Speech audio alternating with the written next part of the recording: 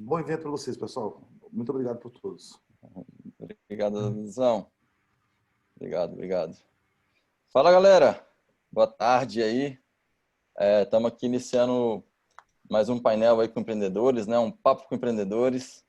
Hoje estamos aqui com o Fabrício Buzetto e o Marcelo Abrita. Buzetto, fundador da BXLU. Abrita, fundador da Buzzer. Pessoal, eu quero agradecer a vocês dois pela disponibilidade. Buzzer, muito bem, desculpa. Buzão. Então, Buzão. É isso. Quero agradecer a vocês pela disponibilidade, pelo tempo, pelo carinho, por poder abrir para compartilhar um pouco da vida de vocês como empreendedores, dessa carreira. Então é isso. Obrigado mesmo. No último encontro que a gente teve, a gente recebeu aqui o Guilherme, fundador da VG Resíduo, e também recebemos o Thiago, fundador da Jazida, e eles trouxeram para a gente muitos ensinamentos assim, sobre a importância, né? Qual diferença faz a maturidade de um founder, né, no sucesso da empresa. Trouxe também para a gente um pouco da importância das parcerias estratégicas. E uma parada que ficou muito forte também foi sobre o melhor programador do mundo, sem uma habilidade de vendas, nunca vai construir um negócio de sucesso, né? Então, fazendo esse recap do último papo aí, eu queria abrir aí, convidar primeiro o Marcelo para falar um pouco sobre a tua jornada empreendedora, como é que foi, quais foram as principais bases, né? O que te construiu, o que te forjou como empreendedor, e falar um pouco sobre o empreendimento que você está tocando hoje. Boa tarde, pessoal. Eu sou engenheiro de formação, mas nunca trabalhei com engenharia. Quando eu formei, fui na onda da galera que ia para o mercado financeiro para ganhar dinheiro. Felizmente, de ter feito, eu ganhei um bom dinheiro em uns 4, 5 anos, e aí saí do mercado para tentar empreender, mas isso era 2013, quando eu saí. E não tinha muito... Já tinha alguma coisa, mas o Startup Brasil ainda estava, sei lá, começando a rampar, talvez. Não era terra de ninguém, mas também não era muito avançado. Já tinha algumas pessoas, mas eu era muito cético, que eu queria dizer assim. Então, eu queria empreender, mas era cético contra essa coisa de tecnologia, venture capital, etc. E busquei negócios bem tradicionais. Aí, os meus 2 primeiros negócios foram uma importadora. Eu importava umas almofadinhas de pelúcia da China e vendia no Brasil. Essas almofadinhas amarelas que tem os rostinhos dos emojis, eu vendi uns 20 mil cocôzinhos de pelúcia no Brasil. E a outra era uma operadora de estacionamento. E também um negócio bem simples, né? Quase trivial. Aí a importadora quebrou depois de um tempo, eu resolvi abrir uns quiosques nos shoppings e me fudi, porque quando veio a maré baixa, eu tava com a calça curta. E o estacionamento não quebrou, eu fui tocando, e comecei a Buzzer por acidente. A gente deu muita sorte de começar um produto que tinha um product market fit muito óbvio, então a gente meio que pulou essa fase inicial de pesquisa pelo produto e tal, porque logo que a gente lançou era uma coisa muito óbvia mesmo, 11 pela metade do preço, essa coisa do Uber do ônibus já foi direto também, o pessoal já entendia. E aí eu montei em cima e fui tocando, mas foi quase que no susto. Então, fizemos a primeira rodada no PowerPoint, porque, sabe, tinha muita demanda só com landing page no ar. E aí, cada rodada a gente sempre... Era uma coisa muito louca, porque a gente não tinha que fazer muito esforço para avançar o projeto. Era meio que correr atrás do que precisava ser feito, porque a demanda estava ali, entendeu? E aí, estamos aqui hoje. Tem 3 anos o projeto. Começou em julho de 2017. Legal. Vamos lá, Fábio. Fala um pouco pra gente aí da tua história. Tá bom. Primeiro, agradecer o convite, que é sempre um prazer estar aí. Compartilhar um pouquinho do que a gente fez, principalmente com a galera legal. Cara, eu vou tentar ser breve, não começar tão atrás, mas pegando da minha primeira empresa, eu já estou no mercado de TI já faz 18 anos aí, Mês passado eu completei 15 anos, né, como empresário aí. E a minha primeira empresa, a gente era uma fábrica de software, né? Eu abri com alguns amigos da época de faculdade, ainda na faculdade, éramos 6 amigos, chamava Intacto. E foi uma escola, assim, total. Foi muito na cara e na coragem, eu não me via com o perfil de empreendedor na época, né? Tinha lá dos meus sócios pessoas que tinham muito mais essa visão e eu fui aprendendo esse caminho ao longo do tempo, né? Correndo os riscos, né? E dentro da Intacto a gente foi aprendendo como conquistar clientes, como gerenciar pessoas, né? Como gerenciar a sociedade também, né? No final, foi um pouco disso que acabou levando a empresa a não dar tão certo, mas ela deu bastante certo, assim, a empresa como um todo durou 10 anos, né? No final das contas, e ela foi o berço, assim, de diversas outras experiências para muita gente, em especial para mim também foi o berço para outras startups que eu acabei fundando, experimentando, e também foi minha porta de entrada, né, para o universo de startups, que é bem diferente do que a gente vivia lá na Intacto, né? Eram grandes empresas, né, grandes corporações que a gente vendia software, e das primeiras startups a gente foi aprendendo, a gente no começo lá a gente não sabia nada, a gente até brincava na época, não tinha nem aceleradora no Brasil, né? A gente teve que inventar a nossa própria, então a gente começou com o tal de Startup Dojo. Na Startup Dojo, eu comecei com um projeto que era o Peladroid, era um aplicativo de pelada. Aprendi bastante sobre o que a Brita estava falando aí, né? Fazer coisas que as pessoas não querem, então era exatamente isso que a gente fez, não deu certo. Mas foi do Startup Dojo que acabou saindo também o Qual Canal, que aí foi uma startup que eu fiz junto com mais 2 amigos, que era o André e o Anderson. O Qual Canal também passou por vários altos e baixos, a gente mudou de direção várias vezes. A gente, vou chamar de sorte aí, né? A gente deu a sorte de ser aceito pela 500. Teve um cara aí, careca e barbudo, que tinha já pavimentado o caminho para os brasileiros entrarem lá, né? Então, a gente foi a quinta empresa brasileira a entrar na 500, e foi bem legal lá em 2012. A gente aprendeu pra caramba, fizemos parcerias ótimas e tal. Só que em 2013, final de 2013, a gente tinha uma dependência muito grande na nossa empresa, nossa empresa era toda pautada em cima da plataforma do Twitter, e uma mudança de política deles fez com que o nosso negócio se tornasse inviável. A gente tentou alguns pivôs, mas acabou que 2014 a gente já viu que não ia dar muito pé, 2015 a gente fechou, né, o Qual Canal. Mas foi um grande aprendizado, assim, de como fazer parcerias. A gente teve como cliente a Globo, a gente fechou parceria com o Twitter, com o Ibope, foi um caminho bem legal. Fora os desafios técnicos, né, já que eu sou um cara técnico, foi um belo de um aprendizado. Foi também onde eu acabei aprendendo sobre trabalho remoto. Por causa da aceleração na 500, a gente teve que dividir o nosso time e a gente fez tudo de errado do trabalho remoto, de lá de começo, e foi uma confusão que só lá, para a gente passar pela aceleração e manter o time coeso. Mas foi também onde eu acabei aprendendo, me apaixonando pelo trabalho remoto, e continuei desde então. Em 2015 eu já não estava mais trabalhando no Qual Canal, saí lá em meados de 2014, quando a gente já não conseguia mais virar. Passei um tempo dando consultoria para algumas empresas, para algumas startups, e por volta de final de 2015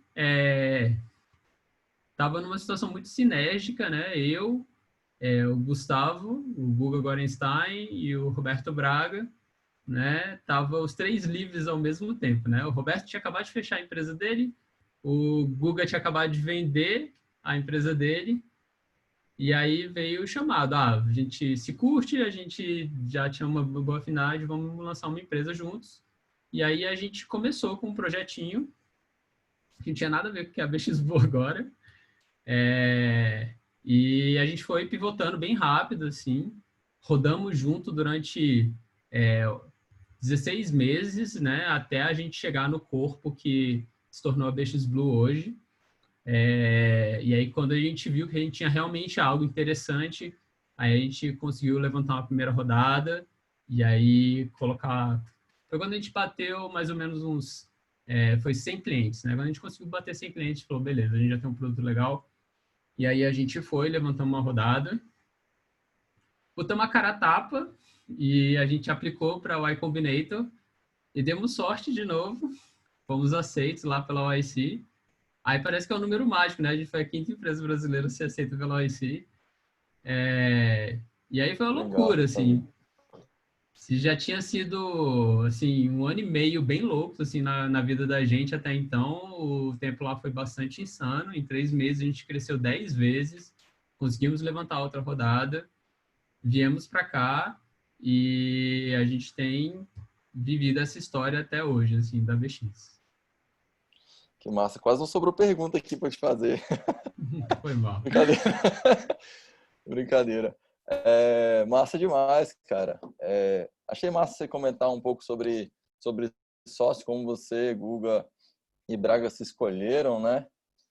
E como é que foi para ti, Marcelo? Como é que foi essa escolha de sócios? Como é que vocês compuseram a empresa né, para iniciar essa jornada aí na Buzi?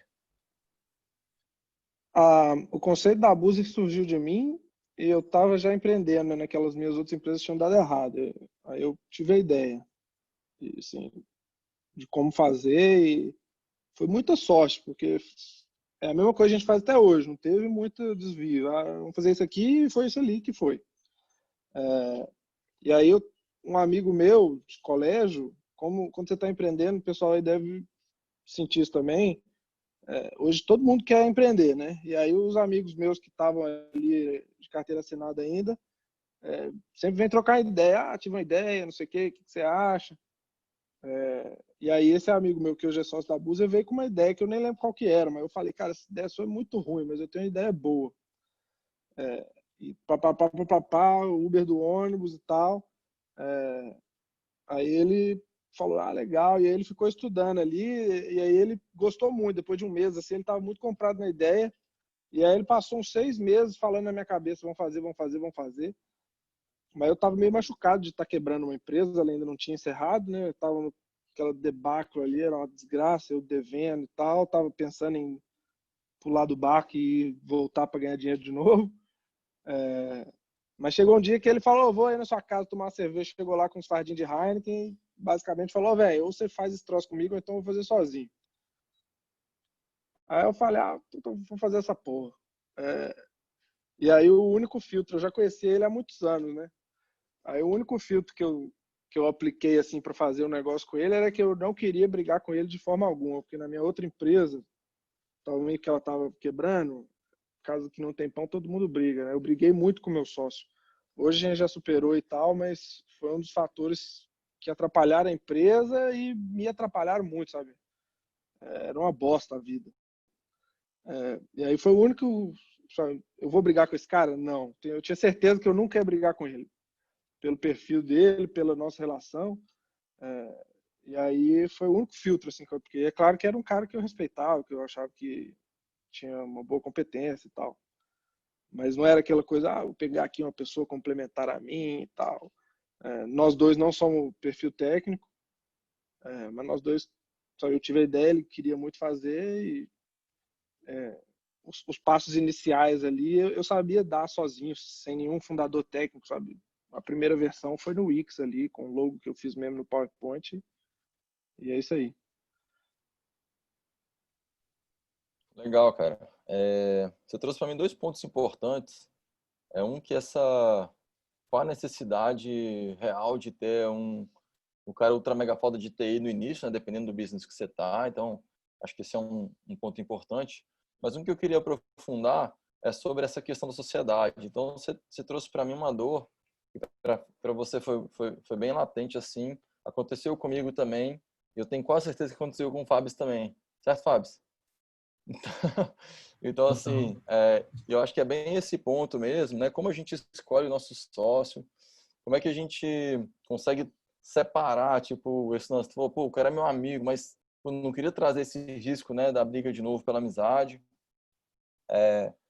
Então, além de observar todas essas características técnicas, complementares, como a gente vai atuar nesse business juntos, né? Como trazer essa relação saudável, né, numa relação de sócios, para evitar aí que aconteça esse tipo de problema, porque a gente sabe que a sociedade é dura, né? Tem hora que, a gente vai sofrer mesmo, tem hora que os resultados não chegam, tem hora que a gente diverge, tem dia que, que a gente não está bem. Então, assim, várias coisas acontecem e a gente está falando de uma relação de longo prazo, né? A gente está falando aí que quando a gente fecha uma sociedade, a gente está falando que a gente quer estar junto por 5, 10 anos. Então, essa é uma declaração muito forte. Então, como é que vocês hoje, com essa maturidade que vocês têm, mitigam esse tipo de risco, né? De entrar para conflitos profundos, de gerar situações internas, trazer energia para dentro da empresa, não para fora. Queria que vocês falassem um pouco sobre isso. Aí fica à vontade quem quiser começar.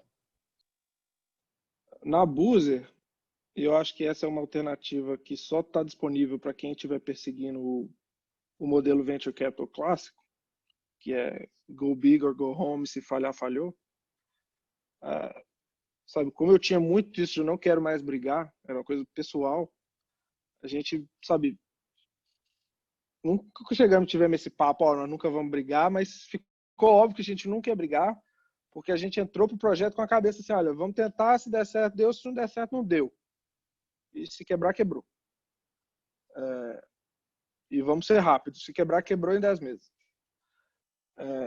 E aí a gente levantou a primeira rodada de seed com essa mentalidade explicitamente, né? E o investidor de seed round profissional, no nosso caso foi o Canary que liderou, ele está comprado nesse risco, né? Se quebrar, quebrou.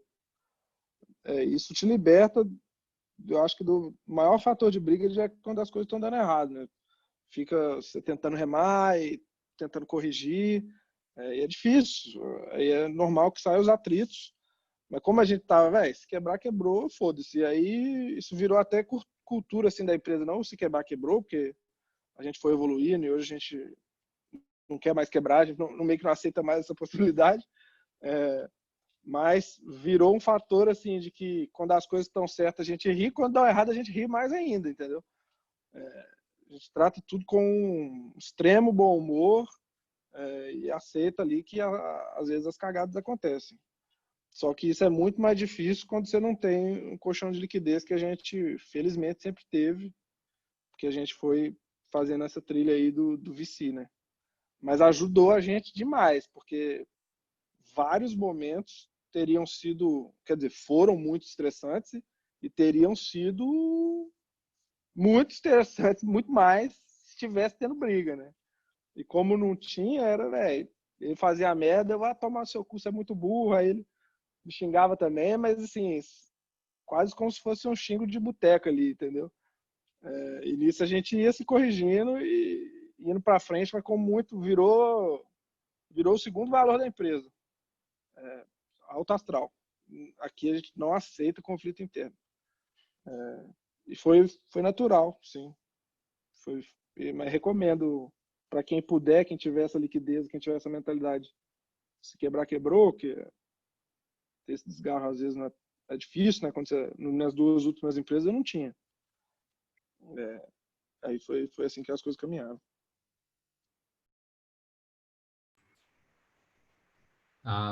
Acho que a minha experiência é muito pautada pelo que a gente viveu na época da Intacto. E a Brita falou bem aí, tem uma frase do Henrique Santana que sempre me marcou, que ele fala que sociedade é igual casamento, só que sem sexo e envolvendo dinheiro, o que só torna tudo mais difícil, né? Então, acho que as principais lições que ficaram das minhas experiências, acho que a primeira e a mais simples, que foi um erro que a gente cometeu, que eu considero, né? Nem todo mundo vai considerar isso. Primeiro é ter pouca gente. Eu falo que a sociedade ideal ela vai ter 2 a 3 pessoas, né? A Intacta nós éramos 6 pessoas, então isso dificulta muito o diálogo, né? Então, cara, no máximo 3 pessoas, que é a formação que a gente tem hoje. E essa ideia tem muito porque você vai ter mais espaço para você dialogar, para conversar, fazer uma sincronia, duas ligações, né? Ou você faz uma ligação, bota os dois, todo mundo junto. Então, esse é o principal. E isso catalisa a gente estar sempre se comunicando. Então, assim, já na segunda sociedade, quando estava no qual canal, a gente se comunicava muito melhor, porque era só 3 pessoas, então a gente já tinha uma comunicação maior. E hoje, por exemplo, a gente se comunica bastante, assim. Então, a gente se fala todos os dias, apesar da gente ser remoto, né? Então, todo dia eu começo meu dia conversando com os 2 sócios, e a gente conversa sobre, principalmente, mais do que o que a gente vai fazer no dia, é o que está preocupando cada um naquele dia. Então, normalmente é sobre trabalho, mas às vezes é sobre as crianças em casa que estão pegando fogo por causa da pandemia, né? Então, a gente fala sobre bastante coisa e a gente mantém muito, muito esse contato. E essas conversas, elas por si só, acho que já ajudam bastante. Seria 50%, né? Eu acho que os outros 50% é essas conversas, elas serem francas. E essa é uma maturidade que eu acho que só consegui conquistar com o tempo. Então, eu era muito maturo antes e eu tive que errar bastante para conseguir aprender que a gente vai deixando umas cicatrizes ao longo do tempo. Isso danifica bastante a relação e atrapalha, e isso prejudica a empresa, né? E isso vai sendo carregado e carregado. E uma coisa que a gente faz, eu não vou falar muito bem, mas a gente se esforça bastante, assim, na BX, eu com o Google e o Braga, é da gente ter conversas bem francas, né? Então, a gente poder falar um para o outro e não achar que isso é uma deficiência de caráter do outro. Poder falar, cara, você tá mandando mal aqui, e eu acho que você tá mandando mal por causa disso, disso, daquilo. E a gente poder ouvir isso não como se, tipo, pô, o Fábio está mandando mal, então, putz, eu vou achar que ele tá com raiva de mim. Não, ele tá querendo que a empresa seja melhor por causa disso, né? Então, a gente ter essas conversas difíceis, poder puxar e poder falar, isso é muito, muito importante, assim. E a gente sempre manter esse canal aberto. Vira e mexe, vai ter seus entendimentos, a gente acha que é normal. A gente tem perfis muito diferentes entre a gente, né?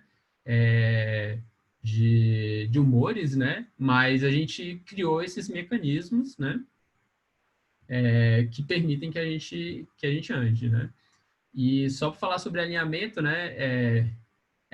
Esses perfis complementares acho que é uma coisa que ajuda a empresa a andar rápido, mas o que ajuda ela a andar mais longe é os sócios estarem bem alinhados. Então, esse trabalho diário é legal, mas uma coisa que eu fiz lá no começo, quando a gente falou assim, cara, BX vai ser um projeto que a gente quer tocar, foi sentar todo mundo e a gente gastou um dia conversando sobre como a gente ia combinar a nossa relação.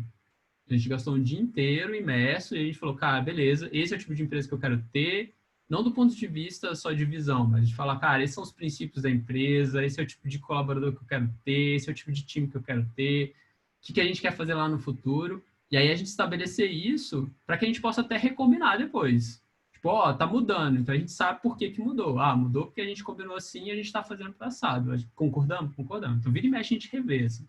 Então, a gente começou lá, a gente tinha 6 princípios, hoje a gente tem 5, que a gente já reviu alguns. Né? Mas isso foi bem importante para a gente garantir que a gente chegue longe, né? A gente ter esse combinado de sempre rever isso. Que massa. Eu sei que eu caí um pedacinho no meio, mas acho que eu consegui pegar tudo. E me parece que é bem parecido o comportamento de vocês, né? Então, tipo assim, puta, papo reto sempre. Marcelo falou, na nossa sempre a gente não aceita conflito. Eu interpretei isso como, cara, aqui o que chegar a gente vai tratar, vamos botar na mesa, custe o que custar, com a leveza que a gente traz, né? Então, ele traz uma leveza para essa conversa, sinto que vocês também trazem. Então, com todo esse carinho, né, que esse time merece, mas ao mesmo tempo trazendo essa verdade das relações, conseguindo construir isso no lugar correto. E, puta, muito, muito massa isso, assim. Massa mesmo. Queria entrar um pouco para falar um pouco sobre a jornada de captação de vocês, né? Então, eu sei que os dois fizeram. Então, o BX passou pela 500, passou pela IC, fez um pré-seed no Brasil. A Buzer teve vários investidores aí, uma jornada bem rápida, né? Passou pela Canary, Monax, Valor, SoftBank. Teve mais algum, Marcelo, que eu deixei de te comentar aqui? Junto com o SoftBank entrou a Globo, né? Mas grandes nomes de VC foram esses aí. E eu o que eu queria assim trazer um pouco sobre isso, né? Como que é essa relação, né? Quando entra o investidor, como é esse processo do funding, falar um pouco sobre o processo do funding, e aí trazer um pouco da diferença das rodadas, né? Então, tipo, a partir desse processo de evolução das rodadas, como é que fica a exigência dos fundos? Então, queria ouvir um pouco de vocês, como é que é essa dinâmica, como é que funciona na empresa de vocês e como foi essa experiência de vocês com esse processo de captação, né? A Buzer nasceu, a gente teve dinheiro antes de a gente ter a empresa. Porque quando a empresa nasceu, a gente colocou uma página no Facebook, fiz um sitezinho que eu comprei lá no Registro BR e botei no Wix. Em uma semana tinha 15 mil cadastros, sem gastar nada. E aí em um mês a gente fez uma viagem, também sem gastar nada. Aí a viagem foi presa. A gente tem os mesmos desafios Foi ali. presa? O ônibus foi preso, tomou uma multa, levaram o ônibus pro pátio. Tivemos que comprar as passagens para todo mundo na rodoviária. Uma bosta. Igual o problema do Uber quando começou, que o pessoal do sistema do táxi se opunha ao Uber, o pessoal do sistema da rodoviária tradicional se opõe a gente. Tem ali uma reserva para eles, eles não queriam mudar. E aí era muito claro que era impossível você prosseguir no bootstrapping. A gente tinha comprometido de colocar 10 mil cada um para começar. Aí até o dia da viagem não tinha gastado nada, tinha gastado $50. Só para assinar um mês de Wix, entendeu? Um mês de Wix e um mês de e-mail, 1,5. No dia da viagem a gente gastou 30 mil, porque a gente tomou a multa, tivemos que comprar as passagens para todos os passageiros, o reboque do ônibus, não sei o quê, contratar advogado. Então, foi 3 vezes o dinheiro inicial.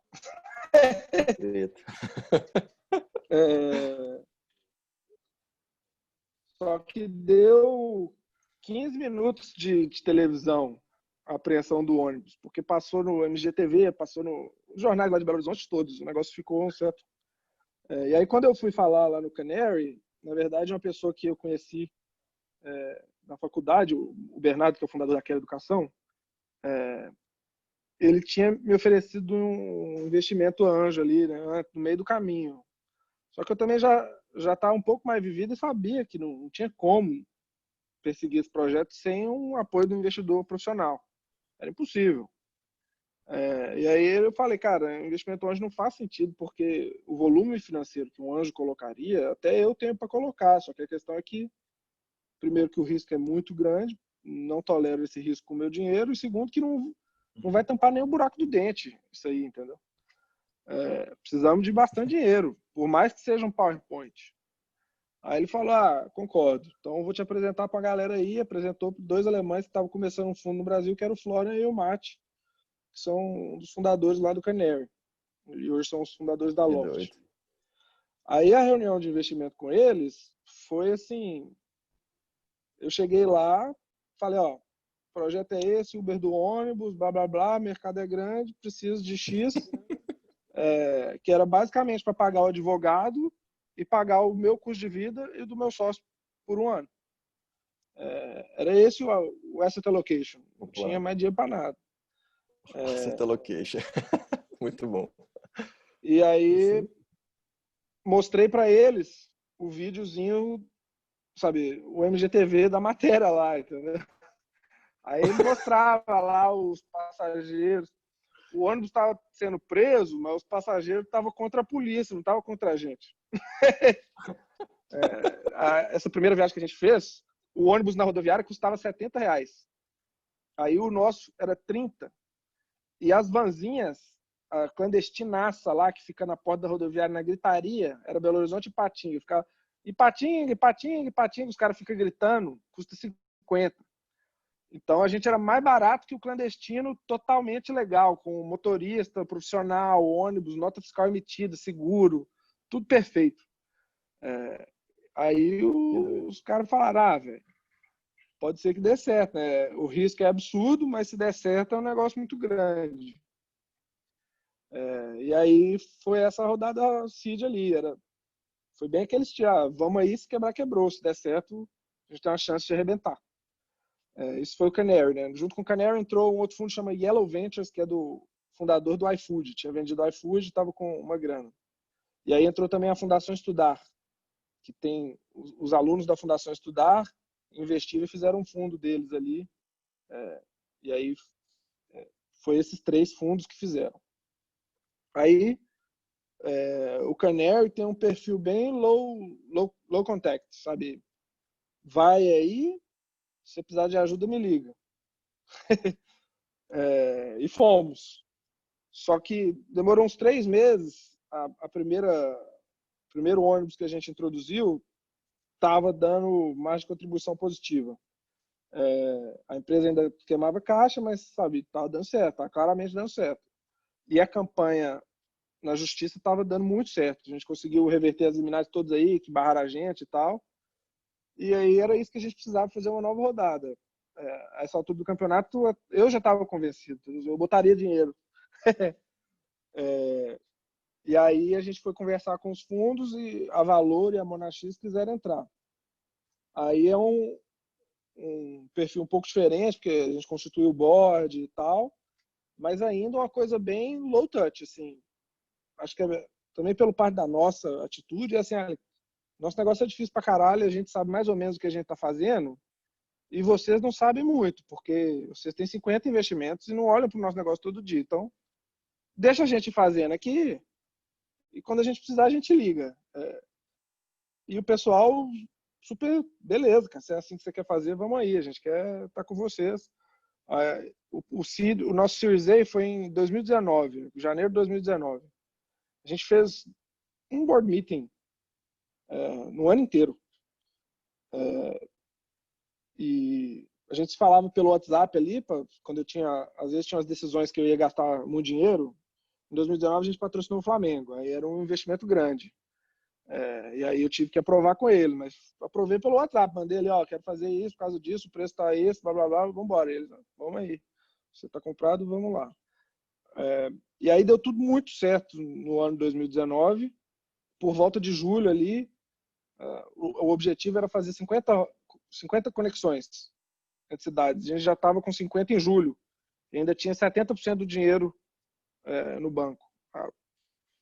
Tá demonstrado, né, que a gente queria. E aí começamos a conversar de uma nova rodada para pensando em fechar ali no final do ano, 2019, por volta de julho ali, a gente recebeu o term sheet do SoftBank.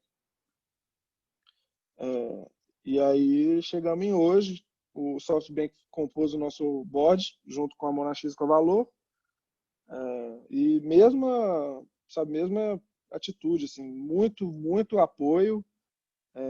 O primeiro board, aquele que a gente teve presencial, os caras me reclamaram que eu estava não experimentando o suficiente. Cara, a gente te deu a grana, vai lá e faz. Se você desperdiçar alguns milhões aí, mas encontrar o caminho das pedras, que você possa ir mais rápido, tá certo. Esse é o nosso negócio. E continua assim até hoje. Tem uma relação ótima com eles. Eu vim do mercado financeiro e é bem diferente, né? A relação do investidor e do empreendedor no mercado clássico é mais de cobrança. E pelo menos na minha experiência no mercado de VC é mais de apoio e vamos lá, entendeu? Eles sabem que o risco é grande, que a tarefa é imensa, e desde que eles veem que você está se dedicando, fazendo o seu melhor, mesmo que você esteja tendo erros e acertos ali, o pessoal está apoiando, entendeu? A gente também deu muita sorte que a gente teve muito mais acerto do que erro, mas imagino que se tivesse muito mais erro do que acerto, também não ia ser um estresse absurdo, não, porque sabe, dá para você ver a atitude ali do pessoal. Vamos aí. É difícil, né? Porque você está comprado em fazer uma corporação multibilionária num período muito curto de tempo, né? E é natural que as coisas às vezes vão dar errado. E o pessoal sabe disso. Então, a relação muito boa. Me curou do ceticismo que eu tinha lá atrás. Que massa, velho. Muito massa mesmo. A gente sente que a indústria está cada dia mais madura, né? Você conseguiu captar com alguns dos principais fundos do Brasil e realmente essa é uma galera que trouxe, já está construindo isso há algum tempo, tem uma maturidade boa. Você pegou a Canary bem no início, mas puta, já vinham também com experiência de founders, né? Então estavam fechando o ciclo, fazendo ali o ciclo virtuoso do empreendedorismo, né? A galera devolvendo uma parte do investimento. Muito, muito maneiro, velho. Assim, mais uma pergunta nesse contexto, só rapidão, Marcelo, antes de a gente passar pro Fabs. Você sentiu alguma diferença na exigência de compliance, documentação, de uma rodada para outra, ou não? Ou desde a primeira isso fluiu? Como é que ficou isso para você? Quando a gente fez a primeira, a empresa ficou 1 ano, sendo eu, meu sócio, um cara trabalhando 2 dias por semana. Esse cara hoje é nosso CTO, mas a gente não conseguia pagar o que ele custava, então ele trabalhava 2 dias por semana. E um cara que hoje é o nosso head de produto, trabalhando, ele começou 3 dias por semana e uns 3, 4 meses depois ficou full time. Mas eram 4 pessoas, cada um numa cidade. Na verdade, 3 pessoas e meia, né? E a gente foi assim até o Series A. Nós captamos o Series A com essa equipe. E foi um Series A relativamente grande para a época. Eu não gosto de falar, não, os valores, a gente nunca fala, mas foi bastante dinheiro. Assim. Foi mais de $1 milhão por pessoa que a empresa tinha. Só que nesse ponto também a gente não tinha declarado nenhuma nota fiscal de entrada, nenhuma nota fiscal de saída. A gente até tinha todas elas, mas era tanta coisa com tão pouca gente que não dá para fazer. Eu falo, no final do ano eu faço tudo aí de uma vez, pago as multas lá e fica por isso mesmo. Aí quando teve o Series A, quando começou a esquentar ali as conversas, eu já avisei, ó, os números são esses. Não estou mentindo aqui para você, a gente vendeu isso, a gente teve esses resultados, tá. Eu mesmo fazia ali a contabilidade gerencial no Excel. Agora, não tem nada feito. Tem os documentos, vai dar um trabalho desgraçado para corrigir e não vou esperar corrigir para fazer o close. E essa franqueza resolveu muito ali as coisas, porque eles já sabiam, entendeu? Aí não foi que eles tomaram um susto quando foi fazer a due diligence, entendeu? Quando veio o questionário de due diligence ali, eu respondi não se aplica em tudo e falei, ó, advogado, pode conversar com o seu cliente lá que eu já avisei para eles que ia ser assim. E aí eles só olharam o básico ali para ver se a gente não tinha feito nenhuma cagada absurda, entendeu? Mas não era o caso, era só um monte de coisa atrasada. A gente tinha as notas fiscais lá, 99% das notas fiscais a gente tinha tudo. E aí a gente fez a auditoria desse ano, pagamos as paradas tudo com atraso lá, mas o nosso primeiro ano já foi auditado pela Ernst. Aí o segundo ano, isso aconteceu de novo.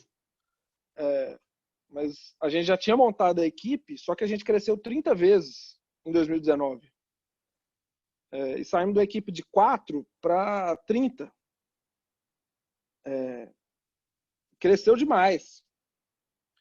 E aí atrasou. Não atrasou porque a gente não tinha como fazer, era coisa demais para fazer. Só que aí, nesse momento a gente já tinha contratado um escritório top para fazer o plano de como é o nosso plano de conta certinho, tá. E ao invés de sair fazendo tudo na base da força bruta, contratar uma porrada de gente para o administrativo financeiro, a gente foi codando os lançamentos contábeis no código core da nossa aplicação. Então, tipo assim, a grande parte do nosso RP foi a gente que fez. Não sei se isso é certo ou se é errado, produziu um certo atraso, que era um pouco mais lento, só que também cada problema que a gente resolvia era resolvido para sempre e nunca mais voltava. Aí, quando o SoftBank fez o term sheet deles, eu falei, olha, tem umas coisas que estão atrasadas, eu diria que o nosso balanço está 6 meses atrasado, a gente tem tudo, só que aí eles falaram, olha, a gente vai investir, só que a gente só fecha depois que você me apresentar o balanço seu auditado. E aí teve um gap aí de 5 meses entre o term sheet e o dinheiro cair na conta. Enquanto que no Series A foi 1 mês e meio. Mas esse gap foi 100% responsabilidade nossa. Entendeu? Eles falaram, a gente só fecha depois que vocês fizerem, vão fazendo, e blá, blá, blá, blá. E aí quando a gente entregou, fechou em uma semana. Entendeu? E aí hoje a gente já é bem mais pontual, assim. Tudo é feito já, como a gente foi codando as paradas, o nosso balanço fica pronto, assim, com uma semana de defasagem. Entendeu? Na segunda eu tenho o balanço da semana, não da última semana, mas da anterior. E aí, meio que esse problema ficou para trás. Então, 100%, né? Mas, assim, 95% do balanço está pronto. E aí, aquelas coisas que são fora do dia a dia padrão, você tem que revisar ali manualmente. Mas, assim, Legal. ficou para trás. Pô, muito massa, assim, cara. Leio aí na tua fala, tipo, transparência, né? Muito clara, assim. E também uma questão de priorização. Então, assim, você sabia o risco que estava correndo lá atrás, sabia que se desse problema, você ia conseguir correr atrás disso e resolver. Então, a interpretação que eu trago da tua fala é bem essa mesmo. Então, puta, muito massa te ouvir falar e compartilhar essa experiência com a gente, velho. Mas tem uma parada que é muito massa aí da tua fala, que é, a partir do Series A, a gente precisou ser auditado oficialmente por uma consultoria que só faz isso, né? Então, as exigências realmente começam a ser maiores. Massa, obrigado, velho. Fábio, comenta pra gente, cara, um pouco da tua experiência com investidores. E aí, já aproveitando que o teu investidor era acelerador lá atrás, comenta pra gente da importância desse momento, né? Como a gente também é acelerador aqui, importante a gente dar uma palhinha nesse ponto aí pra gente. Beleza. Nossa estrutura é um pouco mais simples. A BX, ela nasceu, e que nem eu falei, né? Os primeiros 16 meses a gente correu só com a nossa grana mesmo. Para não falar que foi só o nosso dinheiro, nessa época teve um edital de apoio da FAP-DEF e a gente foi aprovado e a gente reverteu tudo isso dentro da empresa, né? Mas era só os founders mesmo se dedicando durante esse período todo. E a gente passou esse tempo só fazendo validação e testando. E a BX nasceu com a nossa ideia original era a gente fazer uma plataforma de Open Banking. Só que a gente já de começo assim vimos um grande atrito nessa área e aí rapidinho pivotamos e aí achamos esse mercado de consignado. E na verdade o mercado quase achou a gente assim, porque a gente fez alguns testes no começo que a gente nem botava tanta fé. E eu lembro que um dos primeiros testes que a gente fez foi a gente mandou uma mailing para 1.000 pessoas querendo saber se eles queriam portar crédito. E umas 50 pessoas responderam um e-mail para a gente falando assim, quero portar não, mas quero fazer um crédito novo, toma aí meus documentos. E aí a gente falou assim, velho, por que esse cara tá me mandando documento? A gente fazia ideia do que estava acontecendo, assim, na época. E aí foi aí que a gente viu, assim, tem alguma coisa aí, e a gente começou a explorar. E esse primeiro ano foi bastante de aprendizado, assim, toda semana a gente ralando e aprendendo, muito pouco código, né? Eu como cara de código, assim, a gente fazia muito pouco, muito Excel, muito aprendizado, até a gente chegar no final. No final do ano, quando a gente falou assim, cara, vamos ver se a gente consegue levantar alguma coisa, né, para a gente formalizar e criar o produto, a gente começou a conversar com alguns investidores. E eu brinco até hoje, eles falam que o Google fechou muito rápido, assim, e quando a gente começou a conversar, em um mês estava fechada a rodada, que a gente chamou de que é o nosso pre-seed, né? Claro que teve gente que disse não pra gente, né? Mas a gente fechou rapidinho lá, 10 investidores, fechamos essa rodada, e a ideia era a gente usar essa grana para a gente pegar e colocar a primeira versão do produto realmente para rodar, né? E a gente estava rodando nosso roadmap.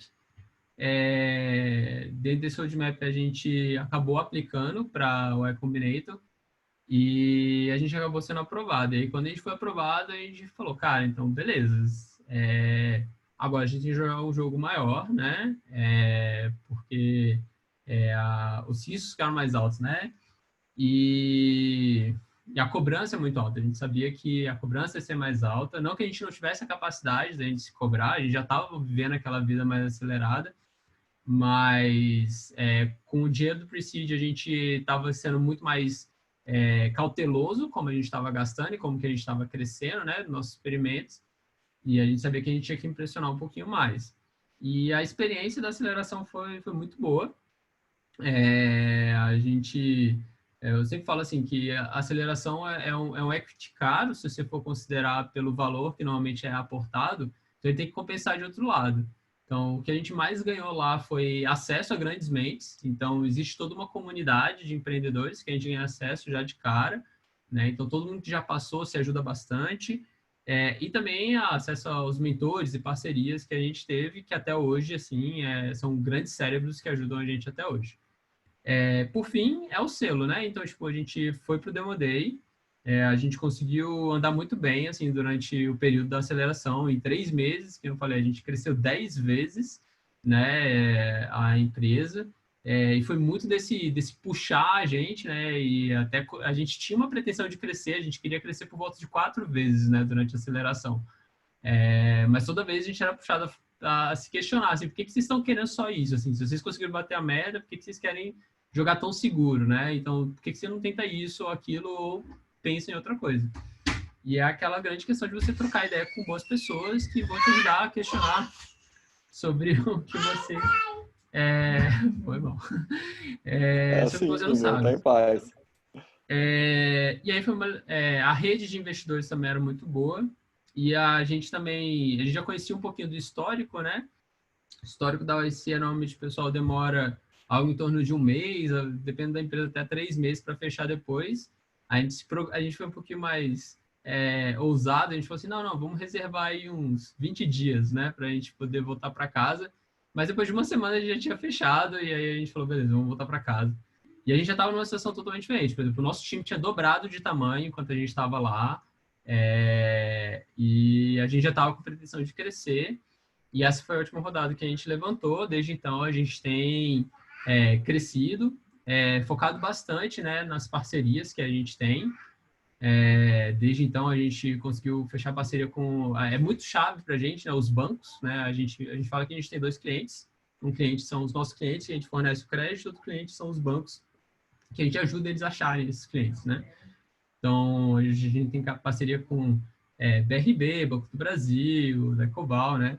E alguns outros que são bem próximos da gente. Então, a gente foca muito, né, nesse crescimento.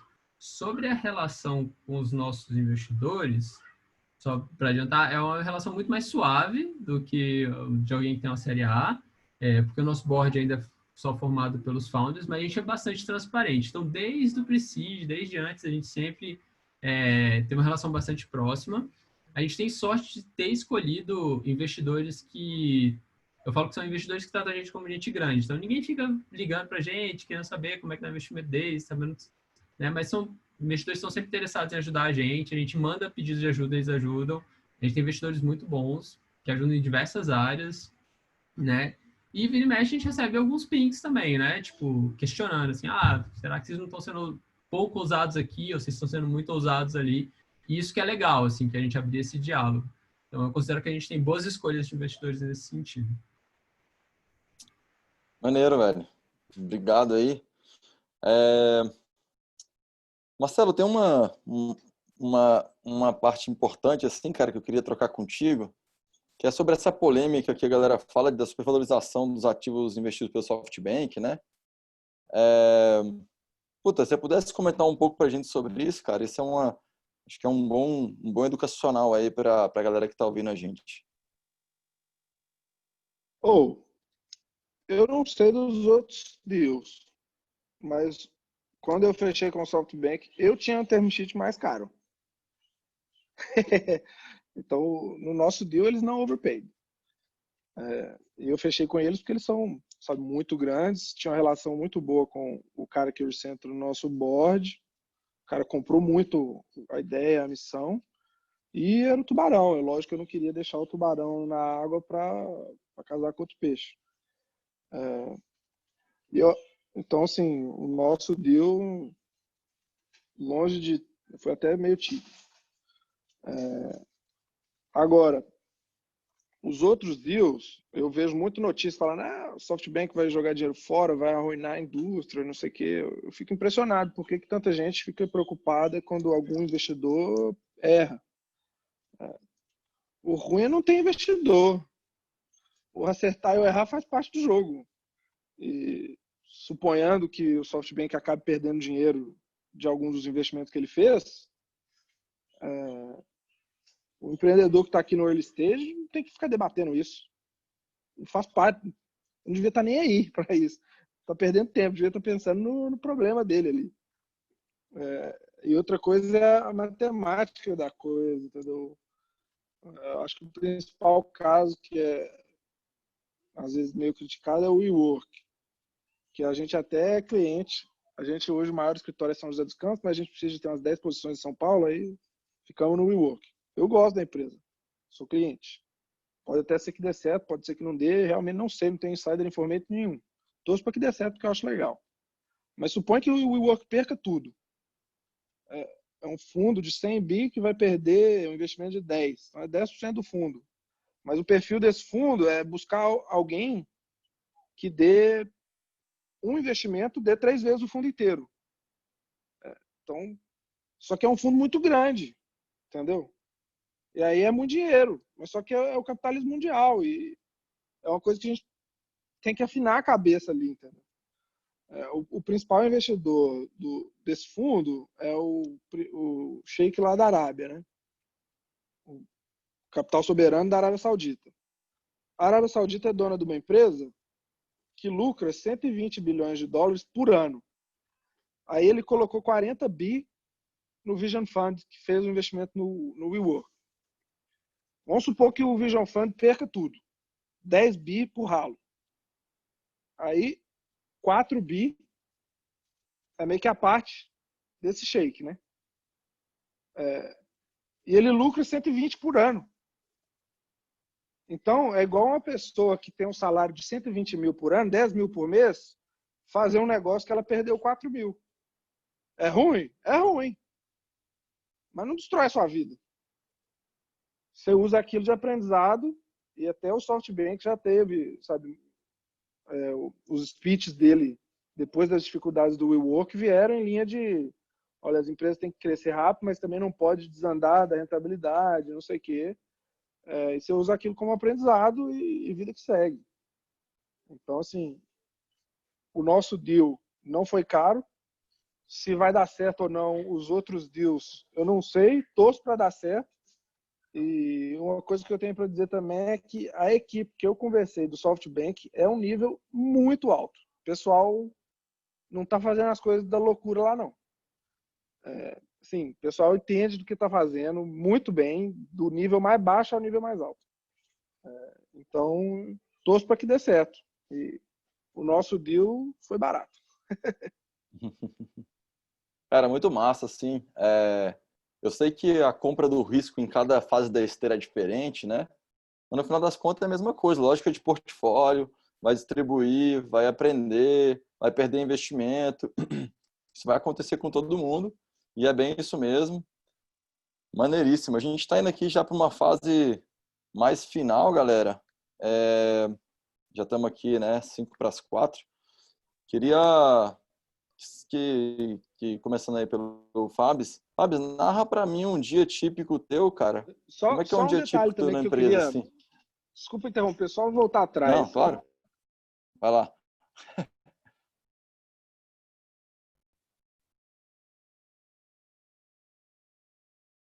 A gente tá... Aí Opa, deu uma travada.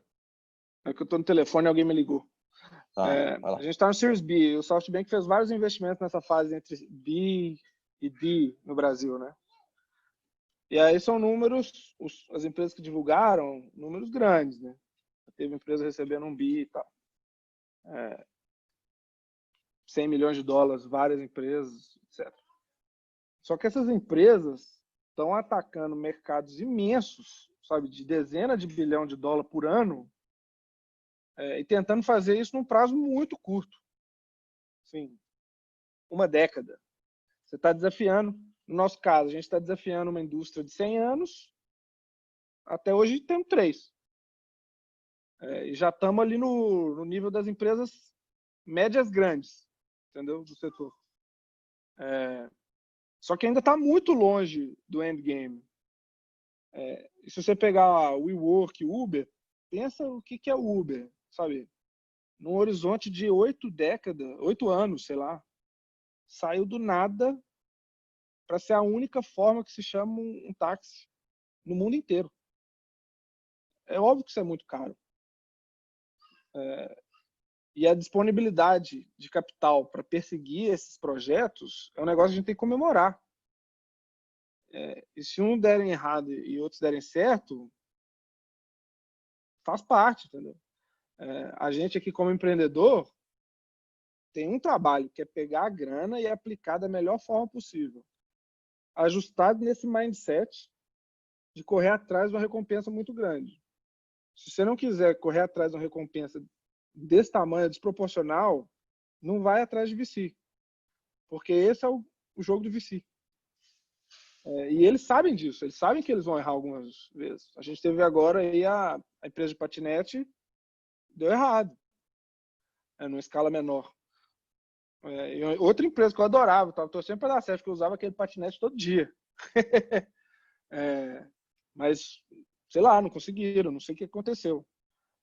Mas a gente tem que celebrar o investidor que está botando dinheiro e que acabou perdendo.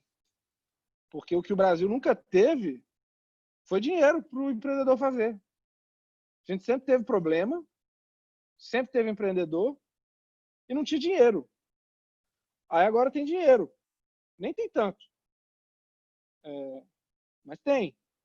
Aí nós vamos ficar falando, não sei o que, tá fazendo uma bolha e ficar choramingando. Eu acho que é ruim para nós como empreendedor e ruim para o nosso país como nação, porque precisa de dinheiro para resolver os problemas. A nossa ambição é estar transportando alguns milhões de pessoas em 5 anos. Como é que você faz? Sabe? Se você pegar o volume de investimento que a gente vai colocar, deve ser menor, com certeza menor, do que o que as grandes empresas investiram. Só que elas investiram isso ao longo de 70 anos. E nós vamos investir em 4, 5. É isso que mudou, a gente está comprando tempo. Aí pode ser que dê certo. Aí vai ser top. Eu vou ficar bilionário e vou pagar todos os investidores que investiram em mim. Aí pode ser que dê errado. E o empreendedor tem que estar entendendo, sabe, totalmente ciente disso, porque você muda totalmente o seu perfil. Você não está abrindo uma padaria, um restaurante que é para ficar lá fazendo 50 anos a mesma coisa, vai dar cash flow, você vai viver daquilo. É outra história. E o investidor está sempre, é só isso que ele quer. Quando a gente fez o nosso Series A, a gente recebeu uma oferta de aquisição. Que para mim, como founder, era transformadora. Eu ia ganhar uma bolada por 7 meses de trabalho, que foi muito rápido ali, né? Entre o Seed e o Series A. Aí eu perguntei para o fundo, já ia dar umas 4, 5 vezes no investimento deles. Eu falaram, não, véio, a gente quer que você vá e faça 1.000, 2.000 vezes. Aí não, mas e se eu pegar mais dinheiro de vocês, quebrar depois? Faz parte. A gente precisa que alguém dê 1.000 vezes o retorno. Esse 1.000 vezes de um vai ser igual a 5 vezes de todo mundo junto.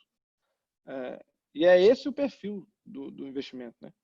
Aí, à medida que os fundos vão ficando maiores, vai caindo. Ele não quer mais 1.000 vezes, mas ele ainda quer 50 vezes. E é muito, né? Então, algumas vão dar errado. Mas se 2 ou 3 derem certo, resolveu. Meu, obrigado aí por esse parêntese. Foi uma fala muito feliz aí. A gente vem diariamente trazendo o educacional para os founders, explicando essa visão, como é que você é um roteiro investidor, toda essa lógica, né, do risco do capital para o empreendedorismo, muito foda mesmo. Massa demais. Vamos lá, Fábio, vamos entrar para uma rotina, cara. Me explica como é que é um dia típico teu aí, e aí a gente vai encaminhando para o final na sequência.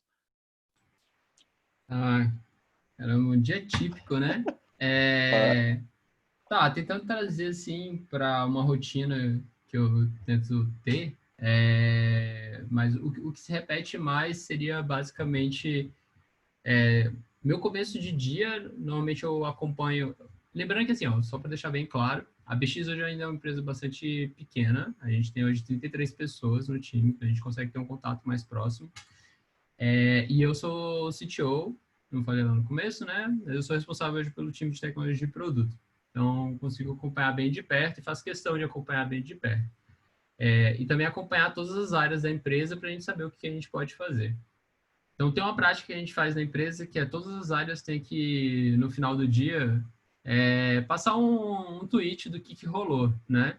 Então, eu começo meu dia lendo o tweet das outras áreas e aí eu faço um jornalzinho para o meu time. Então, existe uma ferramenta que a gente usa, que é o Discourse, e aí eu pego todas as métricas do meu time e eu faço uma análise de todas as métricas e escrevo um jornal para eles todo dia falando o que eu acho que está indo bem, o que eu acho que está indo mal, o que está relacionado à nossa meta. E aí, diariamente eu faço isso. Depois eu faço meu sync, que eu faço com os diferentes times dentro da área de tecnologia. E aí eu faço o meu sync com os meus sócios. E Acabou aí... amanhã. Hã? Acabou Não, amanhã. E aí deu 9 horas. Mas a ideia é assim, a gente hoje deixou isso tão digerido que eu faço bem rapidinho. Em 1 hora eu consigo fazer tudo isso. Eu faço o sync em 15 minutos com cada um. O sync dos sócios eles demoram um pouquinho mais, quando a gente acha que vale a pena.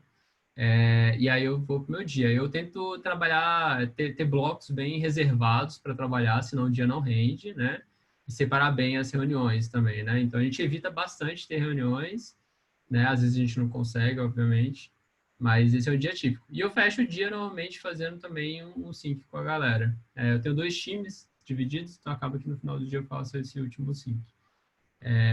Eu faço um sync de manhã e um sync com outro time no final do dia. Esse é o meu dia típico, assim.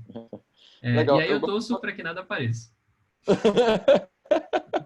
E não é o caso, né? Sempre aparece, né? Não. Porque se tiver um dia típico é porque algo está muito dentro do plano. E a gente torce para que tudo esteja dentro do plano, né?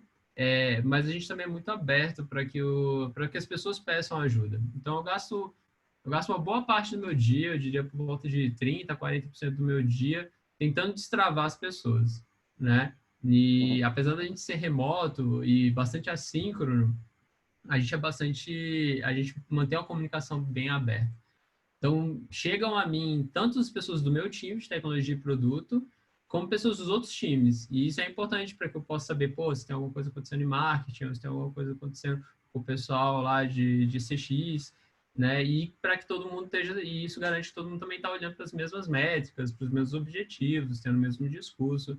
Então, isso é bem importante. E eu acho que é a chave, né? A gente tem que ter pelo menos 80% do nosso dia livre para a gente trabalhar e aí 20% para a gente planejar e deixar as coisas em ordem. Legal, cara. Eu gosto de trazer essa pergunta porque, às vezes, o founder acha que só no início da empresa que ele está lá trabalhando um monte, que ele tem que ficar preocupado com as pessoas. Eu sei que muda o estilo de trabalho, né? Então, hoje você está muito mais focado em gestão, em ajudar os times a tirar os bloqueios, deixar o time operando o mais fluido possível, o que é muito massa, mas ao mesmo tempo é a mesma dedicação e você tem que concorrer isso, o que eu sei que você faz home office, né? Você concorre isso aí com agendas de casa, com criança, com várias coisas que também estamos nessa missão aqui e é muito maneiro, assim. Marcelo, acho que vale a pena, cara, a gente... Puta, foi mal. Você quer trazer mais algum Não, eu ponto? só ia falar, essa questão, eu acho mais importante é que essas atividades eu tento distribuir, né? Para que elas não ocupem grande parte, mas elas são o principal. Então, a gente se preocupa muito com gestão, e aí a gente tem diversos ciclos dentro da empresa, desde ciclos diários, ciclos semanais, ciclos mensais, ciclos individuais, ciclos em grupo, ciclos da empresa como um todo. Então, por exemplo, toda sexta-feira a empresa inteira se reúne para discutir a semana. Então, esses ciclos são muito importantes para a gente acompanhar e também manter o equilíbrio. Você falou de casa, né? Mas, por exemplo, eu tiro 2 horas de almoço para cuidar aqui em casa. Tem filho, tem mulher, né? Tá todo mundo em casa agora, obrigatoriamente. Né? Mas é importante isso. E eu acho que independente de qual estágio, os founders também é importante eles saberem o que eles querem fazer para eles ficarem felizes. Então, eu, por exemplo, apesar de toda a minha tarefa de gestão, que é grande parte do meu trabalho hoje, toda a visão estratégica, eu gosto muito de ainda ter meu pé no código, né? Então, faz umas 2 semanas eu coloquei um produto novo no ar, que estava sobre a minha responsabilidade. E eu tento tirar esses tempos, né, para olhar o código do pessoal ou mesmo codar alguma coisa. Né? Óbvio que eu não consigo ser o cara principal que vai fazer essas coisas hoje no time, mas eu acho importante também que é algo que me dá prazer e algo que me mantém conectado com o meu time hoje, né? Então, acho importante os founders terem esse equilíbrio também. Massa. Maneiro. Pô, acho que vale a pena, Marcelo. A gente tá aqui, vamos puxar mais uns 5 minutinhos para ouvir tua rotina, velho. E aí, se já puder também fechar essa conversa, deixando aí uma mensagem para quem está começando a empreender agora. O meu dia é o oposto do Fabrício. Eu sou bem ruim de disciplina, assim. Eu saí da operação, assim, não tenho atribuições de dia a dia na Buzer, sei lá, acho que no sexto, no sétimo mês. Quando a gente era um time de 4 pessoas lá atrás, eu fiquei nesse time 6 meses. Aí eu saí desse, virou só 3. Porque eu passei a fazer fundraising em tempo integral, porque o nosso projeto é intensivo capital, precisa de muito dinheiro. E aí eu saí do dia a dia, quando a gente recebeu o term sheet, precisava concluir, né? Tem um processo ali que você tem que fazer para receber a grana. Aí eu voltei, mas assim, bem lá big picture ali, entendeu?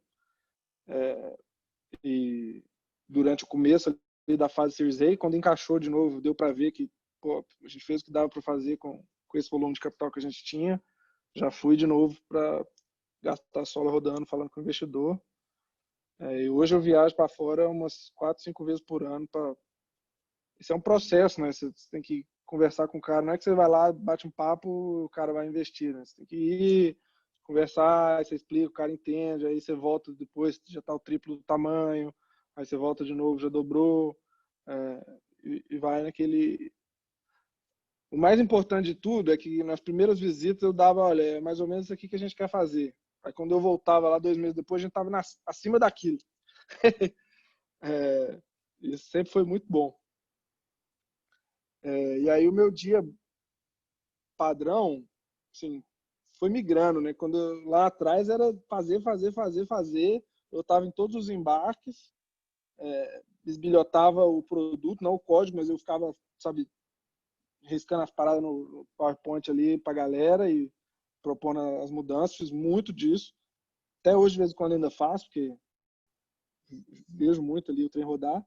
Na fase do A, fiquei muito focado em contratar o primeiro time de liderança ali, que veio quase todo da minha rede pessoal e do meu sócio, e dos 2 primeiros, sabe? Então, veio umas 15 pessoas, assim, as principais lideranças da rede pessoal, sem job application, nada, foi gente que a gente ia falando e foram entrando, e essas pessoas, a empresa tem uma cultura muito forte, assim, muito, muito, muito, muito forte, por que a gente está fazendo o que a gente faz, e o que tem que ser feito, e qual que é o objetivo. E aí, como isso acontece, é meio que um caos organizado ali, entendeu? A galera vai fazendo as coisas e a gente não tem muito... A gente até tem o OKR lá e tal, mas é assim, é bem dar um norte e cada um vai moendo no seu lado. E eu fico olhando aquilo ali e tentando ajudar no que for possível, mas eu já percebi que eu ajudo mais quando eu não faço nada. E o que eu mais faço é deixar muito claro isso, sabe? Entrevisto 100% das pessoas que entram na empresa, para deixar muito claro qual que é a missão, qual que é o espírito, o risco que existe, né? Apesar de a gente estar grande, pode ser que dê errado. A gente não é grande também, tem 60 e poucas pessoas, então bem pequenininho ainda, cabe todo mundo andar. E é isso. E eu analisando muitos cenários, fica ali viajando, o que eu posso fazer, o que eu vou fazer, será que a gente vai entrar no transporte de carga, será que a gente vai entrar no transporte urbano, fico fazendo umas contas de paradeiro para ver o que faz sentido. E também, muitas vezes, eu dou o primeiro passo de cada nova coisa que a gente vai fazer. Tipo assim, a gente resolveu fazer um fundo para ajudar os nossos operadores a comprar mais ônibus. Aí eu fiz lá o primeiro PowerPoint, marquei uma porrada de reunião, blá, blá, blá, blá, quando eu achei as pessoas que queriam fazer, aí a gente contratou uma pessoa para pegar aquele projeto e tocar. E aí eu comecei a olhar para outro projeto. E aí eu gosto da fase inicial ali, entendeu? Que é muito scrap e pouquíssimo procedimental. Você tem que ter mais uma visão do big picture e hipótese de solução de problema que você diagnosticou. Essa fase das ideias ali, eu sou bom em ter muitas ideias, claro que a maior parte é uma bosta, mas Aí eu troco uma ideia com a galera ali, vejo quais não são bostas e tento avançar com elas. E eu acho que essa parte de eu não ter dia a dia hoje mais ajuda muito, porque eu consigo ficar viajando nessas coisas e procurando. E meu cargo, assim, meu título é CEO. Claro que o nosso CTO não é tão assim. Ele tem lá a disciplina dele com o time e tal. Tem uma porrada de coisa lá que a galera fez para se interagir ali, todo mundo saber o que está acontecendo. E eu só leio, não contribuo muito para isso. Eu só fico acompanhando ali e vamos que vamos. Muito doido. Massa demais. Vamos indo pro final aqui. Eu vou antes aí de pedir a última frase de vocês, agradecer. Então, obrigado, Fábio. Obrigado, Marcelo. Tipo assim, foi incrível o papo, de verdade. Tem um grupo nosso aqui que só fica chegando mensagem, e eu fico pensando, meu Deus do céu, quero ler também o que eles estão falando lá, quero saber a nossa conversa. Muito massa, assim, a gente iniciou esse projeto com o objetivo de trazer essas experiências de outros fundadores para o nosso ecossistema.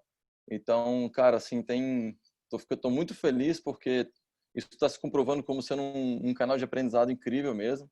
Então, em cada papo, eu particularmente estou aprendendo um monte. Então, de novo, mais uma vez, obrigado mesmo pelo tempo, pela disponibilidade, pela oportunidade de estar falando com vocês. E aí eu queria pedir aquela frase mesmo, assim, que vocês deixam aí para quem está mais no início agora da carreira, como empreendedor, com a experiência de vocês, como que vocês sugerem, né? Qual é a frase que você deixa para essa galera aí?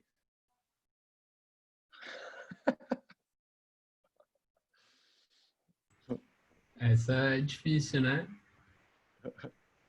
Tá, se eu puder deixar uma ideia, para quem está no começo da jornada, acho que o principal é se preparar, que a jornada ela é longa, ela é difícil, mas tem muito aprendizado. Senta na janela e aproveita a viagem. Acho que essa é a dica. Né? Ai, que massa. Massa, velho. Obrigado. O Marcelo parece que caiu, a internet dele deve ter oscilado lá. Então, eu vou aproveitar, se ele conseguir voltar, a gente abre essa fala para ele. Mas vou aproveitar, galera, só para avisar para vocês que na próxima quarta-feira a gente vai estar de novo, né, com esse papo com o empreendedor. Então, eu vou estar recebendo o Pedro, o CEO da DOC. Então, tipo, tá numa jornada muito massa, e a Camila da MOL, mediação online. Então, 2 empreendedores sinistros aí também, com uma jornada de aprendizado, muito, muito conteúdo para compartilhar com a gente. O Frois, nosso sócio, ele está conduzindo todas as sextas-feiras um papo com VCs, então a gente está trazendo essas 2 lentes, né? A lente do empreendedor, a lente do VC. E nessa sexta-feira a gente vai ter Red Point Ventures, vamos ter o fundo da Canary também, que aportou aí na Boozer, e vamos ter um fundo regional, né, aqui de Brasília, que é a Garan Ventures, lá do Rafael. Então, todo mundo convidado aí para isso. E assim, eu não poderia deixar, apesar do terceiro aviso, hoje é o momento que a gente está encerrando o nosso 8º programa de aceleração, então eu estou com a camisa do Demo Day aqui, porque hoje é o Demo Day, então a gente está formando aí uma nova safra de empreendedores, muito felizes assim com esse fechamento, com esse momento, com muitos aprendizados. Estamos chegando no momento da aceleradora que a gente está com uma fluidez muito grande. Então, todo mundo convidado também a participar do Demo Day, vai ser online. A gente tem um canal no Simpla, é simpla.com.br/cotidiano. Então, estão todos os eventos lá para vocês se inscreverem.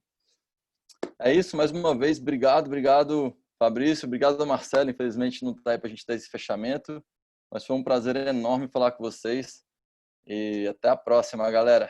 Opa, Marcelo voltando aí. Voltou. Ver se a gente consegue despedir dele. Caralho, desculpa aí, galera. Estão me ouvindo? Estamos te ouvindo. Sei lá o que aconteceu, essa porra caiu aqui, tipo, desligar e ligar de novo. Não, velho, tá tranquilo, a gente tá caminhando pro fechamento aqui, e aí se tu conseguir ainda deixar a frase para quem tá começando, com a tua experiência, vai ser um prazer te ouvir. Cara, não sei se uma frase, mas o que ajudou a gente muito foi para quem está indo nesse mundo de VC, o negócio é ter um sonho muito grande e não ter medo de dar errado. As minhas outras 2 empresas era o contrário. Era um negócio simples que eu queria que desse certo. Uma deu moderadamente certo, sabe? Me dava uma renda mensal, e a outra quebrou. Mas eu não queria quebrar nenhuma das 2. Eu queria com certeza que desse certo. E também não tinha uma expectativa gigantesca. Aí na Búzios era o contrário. No comecinho, não estava nem aí se quebrasse realmente. No meio, menos, agora bem menos. Mas constante é que um objetivo muito, muito grande. Assim, você tem que até ir ajustando a sua cabeça para o tão grande que é, porque você não começa um negocinho no seu quarto pensando que vai ser uma mega corporação aberta na Bolsa de Nova York. Mas se você for rampando nesse mundo aí de venture capital, é isso que você tem que estar correndo atrás. Então, investigue, sabe, se o seu negócio é um negócio com essas características, porque se não for, não vai ter muita atração no mundo do venture capital. E se é isso que você quer para sua vida, porque é muito diferente, sabe?